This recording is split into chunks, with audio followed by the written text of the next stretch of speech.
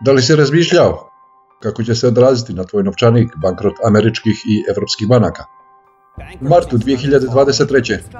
financijski svijet je potresao bankrot 3 velike banke: Silicon Valley Bank, Signature Bank i Credit Suisse. Do kolapsa banaka i njihovog bankrota došlo je nepredviđeno brzo. Na primjer, 166-godišnja historija švicarske banke Credit Suisse bila je završena praktički za nekoliko dana. Akcionari nisu stigli ni da donesu odluku o zatvaranju banke, kao da se sve dešavalo po gotovom scenariju sa zadanim posljedicama. Zbog bankrota Silicon Valley banke i Signature banke, američke banke su izgubile skoro 400 milijardi dolara depozita. Povećane su kamate na kredite. Kao rezultat toga, mnoge kompanije su morale da smanje promet i otpuštaju zaposlene. Cijene hrane, roba i usluga su porasle. Stvoreni su uslovi za ekonomske i socijalne napetosti.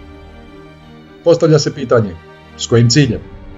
Kada je ekonomija dotakne dno, uvijek se predlažu radikalne mjere.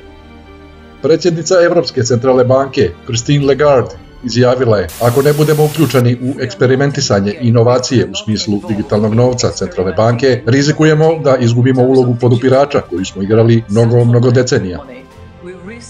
Moramo odgovoriti na potražnju za tim digitalnim plaćanjima kako bismo zadržali ulogu podupirača koju smo redovito igrali. Očigledno je da se svi ekonomski akteri, a prije svega banke, guraju da usvoje digitalnu valutu. Zašto? Upotreba digitalnog novca će stabilizovati financijski sistem i staviti nad njim totalnu kontrolu. Kao rezultat toga, tvoj novčanik će se pretvoriti u digitalni zapis u centralnoj banci.